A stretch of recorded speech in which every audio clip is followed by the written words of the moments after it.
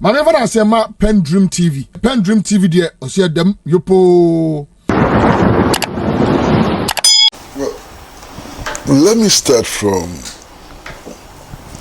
the position of whether or not Ghana has had several republics. And Senna, you would appreciate that this is a position I've heard over a very long period of time. So that's the most of issue. Exactly.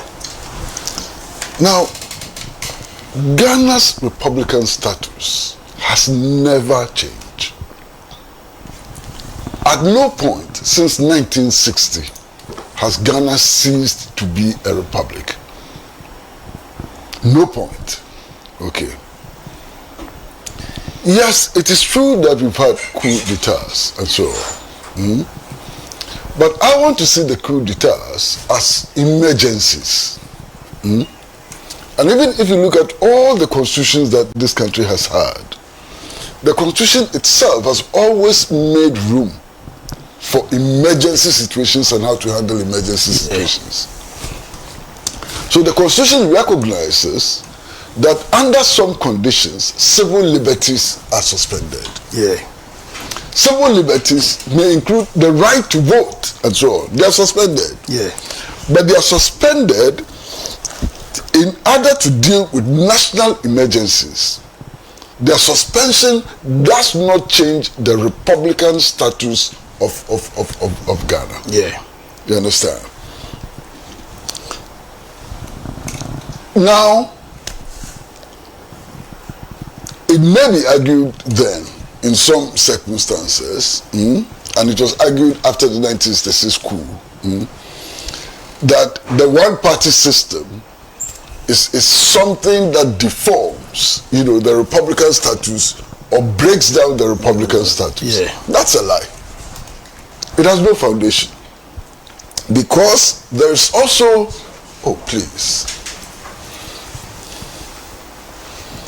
because it is also clear that in some cases, even under the one-party system, people's popular expression is better than under the multi-party dispensation. Yeah.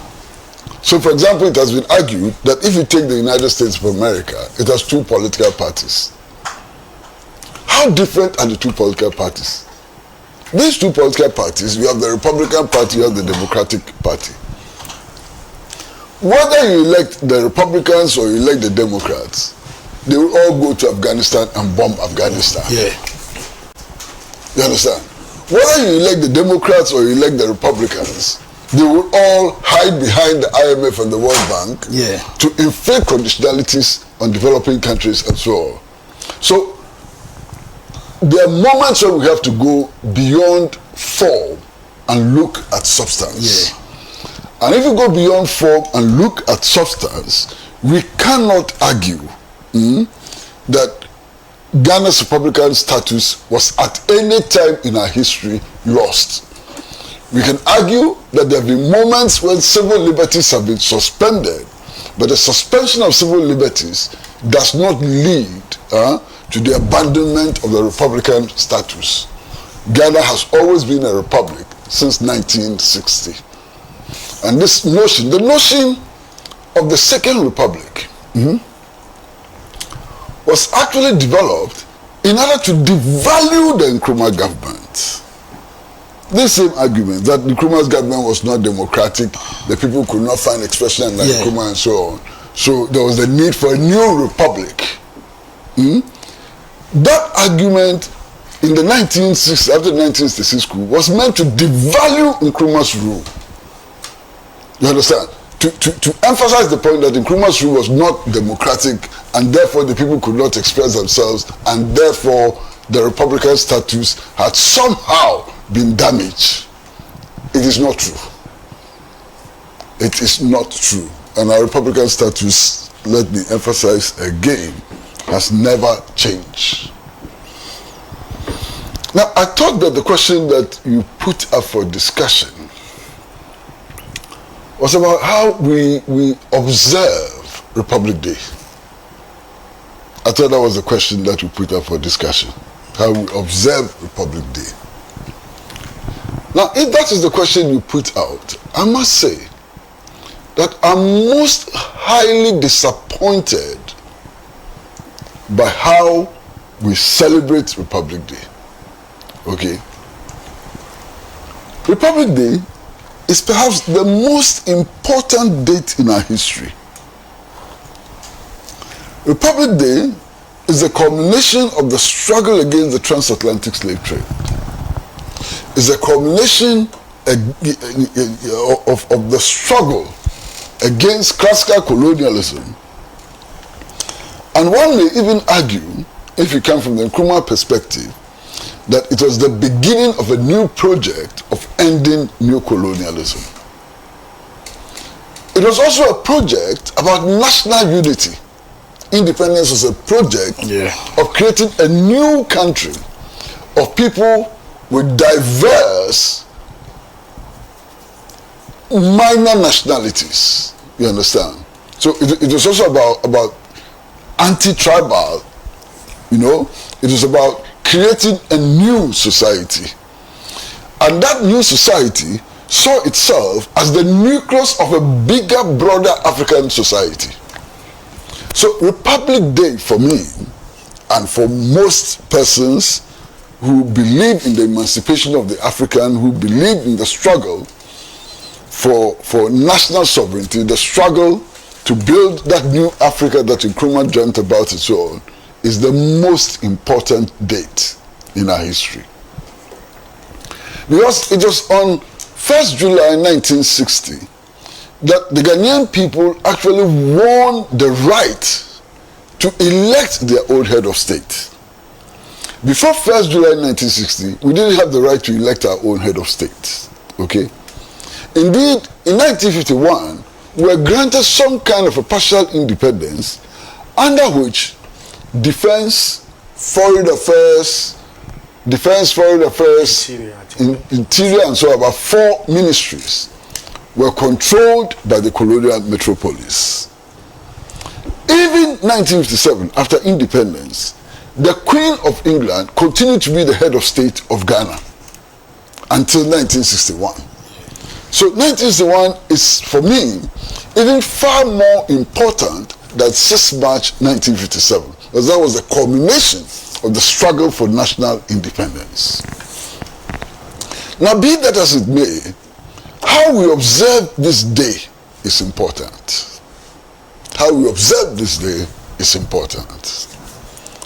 Now, I would want to see the country observing this day in a manner which brings back these values, the values of independence, the values of being a republic, the values of the creation of a new state and so on. However we celebrate the day should amplify these values. You understand? Unfortunately, the manner of celebration of this day devalues these values, and it makes me worried. You see, if you don't know history, you can make some mistakes. But when persons who are technically historians make these mistakes, I get very worried. Sana, how did the colonial project come about? The colonial project came about primarily because the capitalist states needed our resources in order to build the foundations of the modern societies they have conducted. So they came to steal these resources, they came to pillage, they came to bully, and so on. They needed moral and legal justification for those actions. And the moral and legal justification for those actions were actually provided by the church. So in 1452, for example, the Pope issued what is now known as the Papal Bull, which was law, which granted permission to King Alfonso of Portugal to come into our part of the world to civilize us. And that those who refuse to be civilized should be killed. They should be taken into slavery and their wives and properties should be confiscated. This is 1452, the papal bull issued by the Catholic Church. Now these serve two purposes. The first purpose was to provide a legal justification for enslavement. The second purpose was to provide the moral justification for enslavement. You understand? Now, why do I say provided the moral justification for enslavement? The assumption that we were uncivilized meant that we were below those who were civilized. Yeah. Okay? So there's a certain Christo-moral justification for enslavement, which, and then if you see classical colonialism as a continuation of the slave trade, it then follows that this also became justification for colonialism. Not just that, another doctrine which was developed in those days was the doctrine of vacant lands. So the parts of the world where we inhabited at those days were declared vacant. Now, why would you declare some land vacant? Now, Senna, if you're looking for land, for whatever, and you find some land which is inhabited by rats and ants and so on, you wouldn't consider those lands occupied or owned. You understand? Now, it is the same view and so on which led to the declaration of our lands as vacant lands. Because we, the people who inhabited those lands, were seen as below human. We were not worthy of ownership of lands and so on. And that's why the principle of vacant lands became important both in the slave trade and also in the colonial imposition and so on. Now, if you know this history and you decide that on the day you liberated yourself from the papal bull and the principle of vacant lands and so on, what you do is you go to the same church and pray, then there's something wrong with you. You understand? Something for me which was most significant, we declared a national day of prayer and thanksgiving. And I looked at all the official ceremonies, and I didn't see an Akunedi priest. I didn't see a Tigari priest and so on. Are they not religions? Are they not religions? Now, if you declare a national day of prayer and thanksgiving, shouldn't it be for all religions? Why do we discriminate? Why do we discriminate against African traditional religion? And it's interesting that this is happening under a government of the National Democratic Congress, which actually claims its beginnings from the PNDC. And one of the things that the PNDC supported the most was African traditional religion. To the extent that Reverend Father Damois, who was a Catholic priest, who resigned in order to pursue the development of African traditional religion, was a member of the PNDC. Listen, Reverend Father Damois was a member of the PNDC. And the reason was the council's sympathy for African religion. Now, so these ceremonies, as they happened and so on, emphasize the inferiority of African spirituality. They emphasize the inferiority of African spirituality, and that is clearly unacceptable. African spirituality and European spirituality ought to be put at least on the same pedestal. What we are dealing with are competing superstitions. None is superior than the other. And indeed, religion is not about numbers.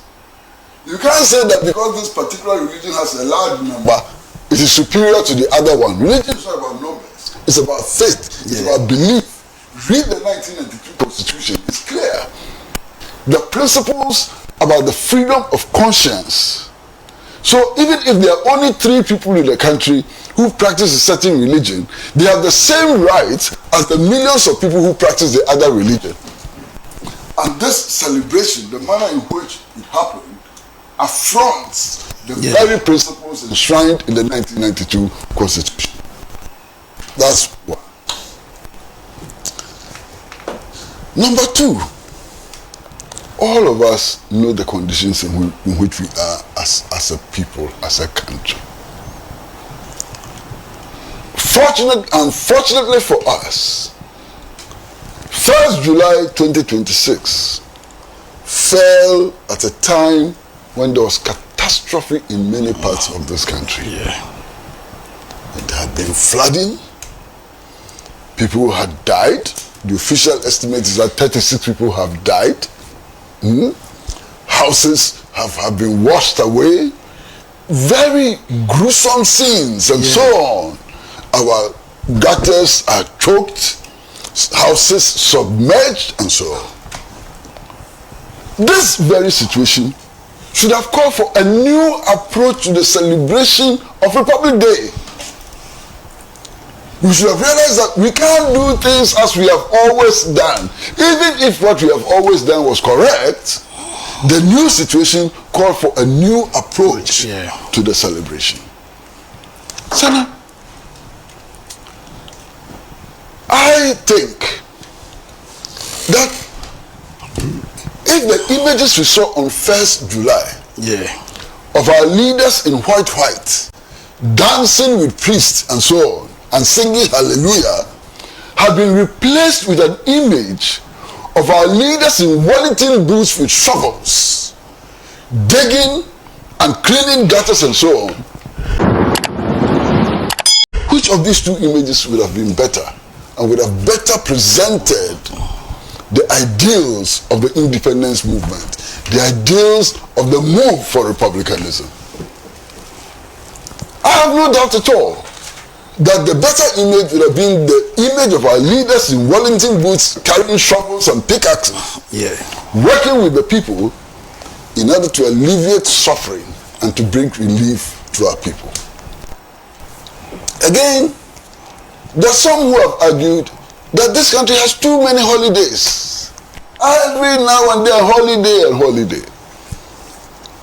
I agree that the holidays are many. But I think that the holidays can be turned to productive use. So, for example, on Republic Day, if we organize Republic Day to promote the learning of our history, the learning of the struggle for independence and the learning for the yearning for the Republican status and so on, it will be productive. If on Republic Day we promote tourism from one region to the other in order to deepen the sense of nationhood, it will be productive. If on Republic Day we promote visits to museums and so on, it will be productive. That is how I would like to see us celebrating these holidays, so that the holidays themselves are productive activities and it will not be something new. In Cuba, Fidel led his people to cut sugarcane on holidays, to feed the sugar mills, to improve the Cuban economy, and so on. So, how you organize these celebrations, it's important. So, for example, on Farmers' Day, why should we gather everybody on parks and bring ministers dressed in three-piece designer suits to address them? Why is it not possible on Farmers' Day to do mass mobilization of our population to go into farms, to provide free labor for farmers and so on? Would that not be more productive? Why don't we mobilize to harvest crops on Farmers' Day? Why don't we mobilize to dig canals for irrigation and so on Farmers' Day? It is a holiday, but then it's a productive holiday. On Farmers' Day, why don't we organize educational programs on genetically modified foods and how they have become harmful to national agriculture? On Farmers' Day, why don't we organize bazaars about food, how to use local produce to produce exotic foods and so on? These are the things which will give meaning to the holidays. But this, sometimes, some of the things that are done in the name of holidays, they make your stomach turn. They make your stomach turn. Sana, I'm sure that you followed this so-called National Thanksgiving and Prayers Day. I'm sure you listened to the sermons. Some of the sermons, when you listened to them, how did you feel? At one stage, I felt like puking. I felt like puking. It had no relevance to republicanism. Had no relevance to the mobilization of our people, and so on. Completely disjointed. So yes, we should celebrate the holidays, but we should celebrate the holidays in a way which adds value to the national life, in a way which mobilizes our people to see their problems, to confront their problems, and to overcome their problems, rather than some of the ways that we have used over the years. Thank you. Thank you. Thank you very much. Thank you very much. Okay. Briefly. So, in my explanation of the Republic, I started that it is a multifaceted, multi-layered concept, but I explained it with two of them. So I remember in my submission I said one of the definition conceptually of a republic is the absence of a hereditary monarchy. Okay. Right? So in that case, the government of a people is not completely tied to a monarchy or a power outside of the jurisdiction of that particular country. So when you look at, that's the first division. When you look at it from that perspective, our ceding away from British control, 1st July 1960, constituted Ghana as a republic state. So any other activity that happens, so the explanation that we have changed constitutions or we have changed governments under the same republic falls under the first definition of a republic. But I said, over time, for the sake of comparative politics and for the sake of the expansion of knowledge and influenced largely by the debate of the foundation of the American Republic, contained largely in the Federalist and then the Anti-Federalist papers, there was a need and theoretically a shift from the original meaning of republic to a meaning in which it is defined as a regime which is wholly constituted on the popular basis of what? The election of key officials. Now, when you look at it from this perspective, what then constitutes a republic? A republic in this particular sense is defined by what? Principles and character. And what constitutes the principle? The first one has to do with the fact that power is exercised according to what? A constitution. And two, there is division of what? Power among the offices of the state. So in this particular case, that's the three organs of government: the legislature, judiciary, and the executive. And then the third bit has to do with the fact that there's an election of the representatives of the people. Now, when you look at it in this particular sense, a particular principle is established to provide for what? A comparative study of republicanism. Now, this particular position or principles underpin the establishment of the first republic in 507 BC in Rome. That was the basic principle.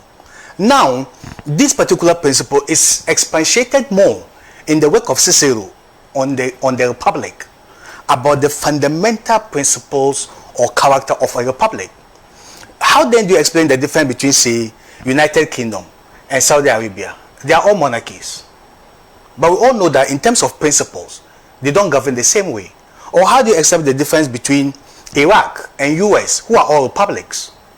Do you understand? So the second definition of republic is actually meant to particularize, right, and to characterize what a republic is for the sake of expansion of knowledge and comparative politics basis. But that doesn't, so if you look at it in that particular sense, it means that there should be division of power, there should be popular election of the people and all those things. When you look at it from that particular perspective, a military regime from the first definition of a republic is still under the exercise of the right of the people, still without the interference of a foreign public. So I understand the bit of the emergencies, I understand the bit of the fact that there's changes in constitution or changes in governance, but still we are not under the British Empire anymore.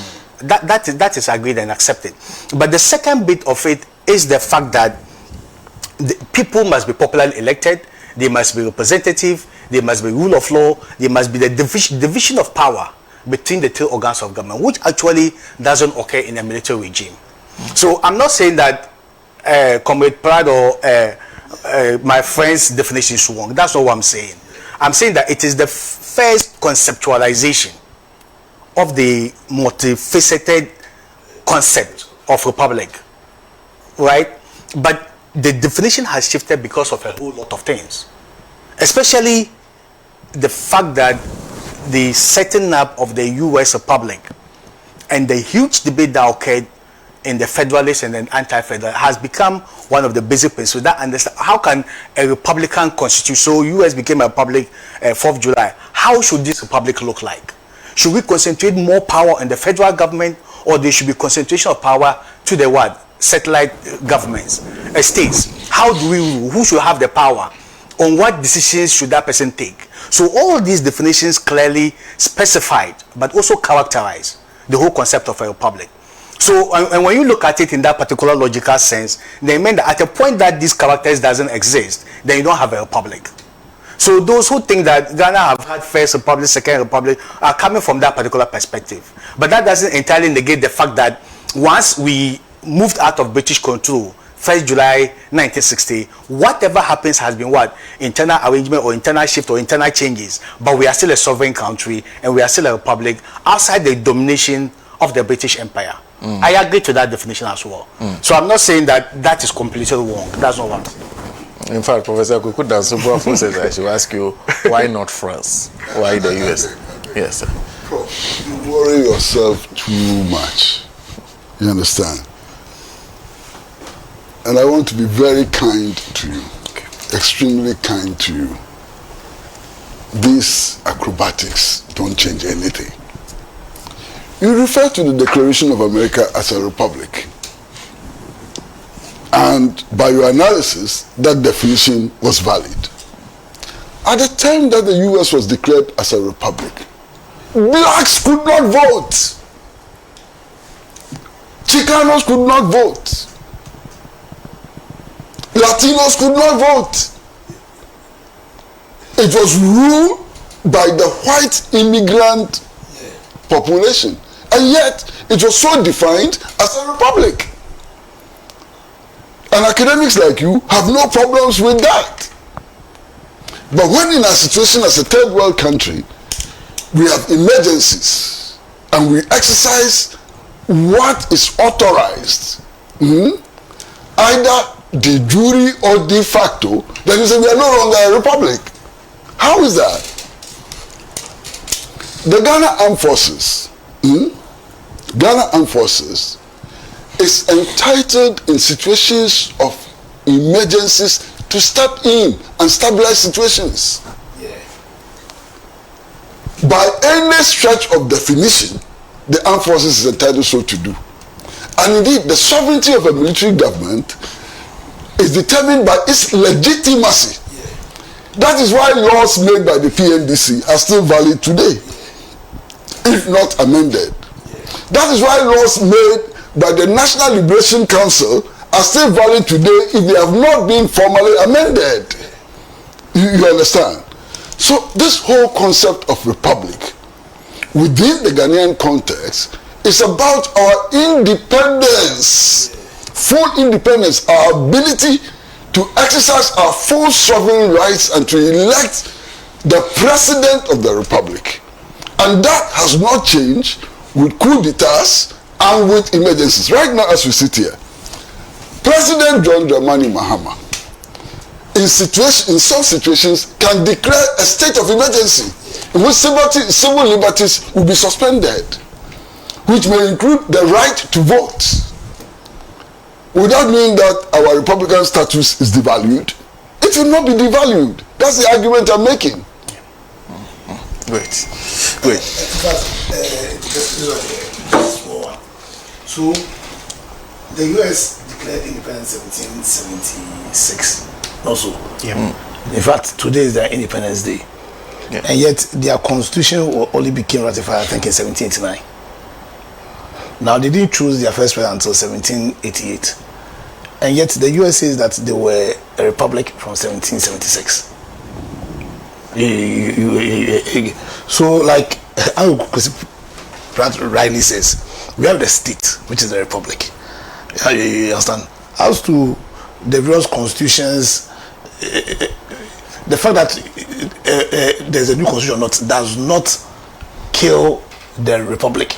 And rightly so, because see, there was a constitution, there was a coup in 1966, and yet we have laws that were still passed in 1960. Like the what's called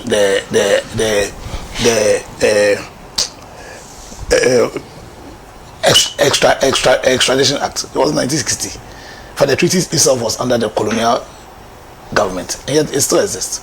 You understand? So for the republic, so that concept, whether concept or no concept, the point is that from 1960 we became the sovereign, res publica, and no coup d'etat changed that. Thank you.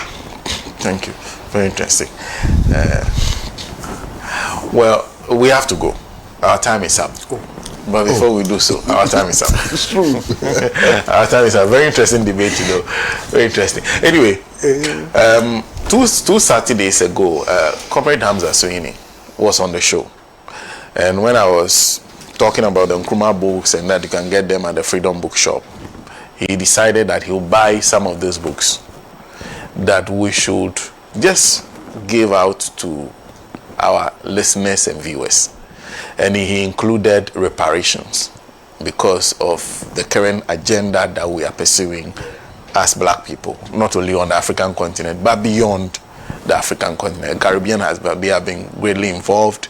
There are many other institutions in the US who are involved.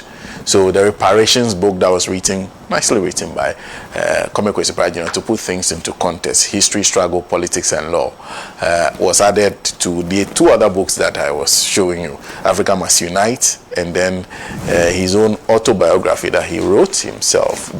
He titled it Ghana, the autobiography of Kwame Nkrumah. So I have these three books here. This morning we're figuring out. Anyway, so we're giving out these three books that are here currently, and the three people will be giving this out to this morning is Humadosi Chope, also Musa Abatwa, and Eric Koku Sepanu. Humadosi Chope, Musa Abatwa, and Eric Koku Sepanu. The three of you. On what basis? That's random, but that was a random choice that were made. Okay, so the first name, Humadosi Chope, will take the autobiography. That's Ghana, the autobiography of Kwame Nkrumah. And then Musa Abatwa will get the reparations book. That's written by Kwesi Pratt. And then Eric Okuzapanu will take Africa Must Unite. So these three books that are sitting here, if you pass, all you need to do is to come and prove that you are Humadosi Chope. Musa Abatwa. The interesting thing is that your name is Musa Abatwa. PENDREAM TV. Now, so far so good. Say open online portal e Ghana. Nipa share, nipa follow, nipa comment here. To my best of knowledge, without any biases, PENDREAM TV.